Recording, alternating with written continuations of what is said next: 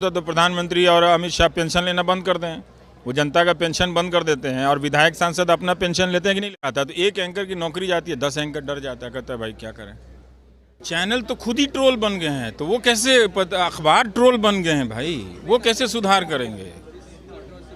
जिनको सुधार करना है वो कर ही रहे हैं, लेकिन जब चैनल ही बन जाए, एंकर ही गुंडा की जबान में बात करने लगे, ये भी तो उसको कौन सुधारेगा। मतलब हम अभी भी सुनते हैं कि भाई एडिटर गेस्ट नामक संस्थाएं या ब्रॉडकास्टिंग नामक संस्थाएं, उसके बाद कभी भी इस दौर में डिजिटल मीडिया के दौर में भी ऐसी कोई संस्था नहीं बनी। इन लोगों से कुछ नहीं होता है।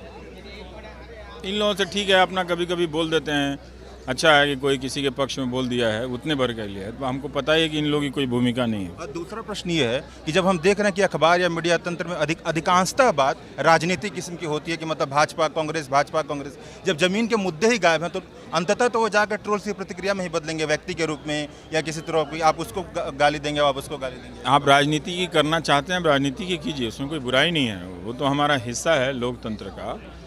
पर बात यह है कि उस राजनीति की बात करने के नाम पे आप प्रोपेगेंडा ठेलने लगते हैं ना।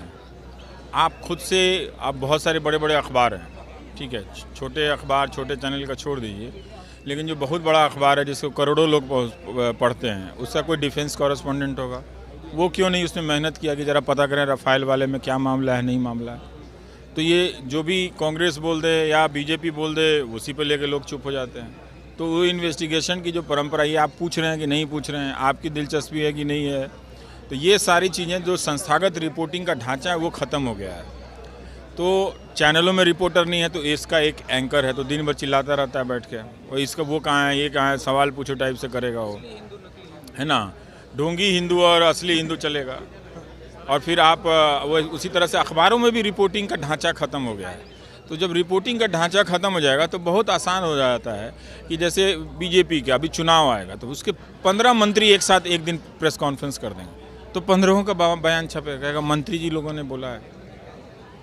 और चुनाव के जो ज़मीन की रिपोर्टिंग होगी उसका जाहिर है उसका स्पेस कम हो जाएगा। आप किसी भी राज्य का इधर हाल के दिनों में आप चुनाव के किसी भी दिन के अखबार उठा के देख लीजिए, उसमें आपको 10 मंत्रियों के प्रेस कॉन्फ्रेंस मिलेंगे, अलग अलग जिलों से, अलग अलग दिनों से। एक सवाल ये देखिए, क्या कहते हैं कि आर्थिक असमानता का दौर है जहाँ पे नौकरियाँ किसी को नहीं मिल रही है, तो वहाँ पे ऐसा आपको नहीं लगता कि जो व्यापार बनाया जा रहा है, क्या कहते हैं कि ट्रोल कल्चर के नाम पे बस बिजनेस बना, ट्रोल के नाम पे पार्टियाँ रख रही हैं और उस तरह से रख रही हैं, और फिर जो सेलिब्रिटी कल्चर बनाई, कुछ पत्रकार को सेलिब्रिटी बना करके केवल उन पर ही हमला करना, कुछ ऐसी चीज़ें, वो तो बाकियों को डराने के लिए किया जाता है कि जब हम इनका ये हालत कर देंगे तो आपका क्या हाल करेंगे, और वो हाल कर ही देते हैं। अब कोई बड़ा एंकर नौकरी गया तो सोचिए उसके नाम पे कितने लोग डर गए होंगे। उसके यार दोस्त कहते होंगे तुम चक्कर में मत फंसना, उनका भी नौकरी चली गई, तुम्हारी चली जाएगी, तुम कैसे EMI दोगे या जैसे भी करोगे। तो भाई उसकी समस्या तो है ना कि नौकरी या और उपार्जन के दबाव से वो तो मुक्त नहीं है। वो मुक्त होता तो प्रधानमंत्री और अमित शाह पेंशन लेना बंद कर दें, वो जनता का पेंशन बंद कर देते हैं और विधायक सांसद अपना पेंशन लेते हैं कि नहीं लेते हैं। वो किस लिए लेते हैं, वो इसीलिए लेते हैं ना कि उनको एक तरह की सामाजिक सुरक्षा चाहिए, उतने बड़े पद पे पहुँचते। उस तरह से एक रिपोर्टर का भी हक बनता है, एक एंकर का भी हक बनता है कि उसको एक सामाजिक सुरक्षा चाहिए। जब इस देश का प्रधानमंत्री खुदे पेंशन ले रहा है, लेगा ना भाई, मुख्यमंत्री लेगा कि नहीं लेगा पेंशन। जब आप विधायक और सांसद बन के जब वहाँ से रिटायर होंगे तो आपको पेंशन मिलेगा, ये व्यवस्था तो है, बाकी की तो नहीं है। तो सब कोई चाहता है, तो एक एंकर की नौकरी जाती है, 10 एंकर डर जाता है, कहता है भाई क्या करें।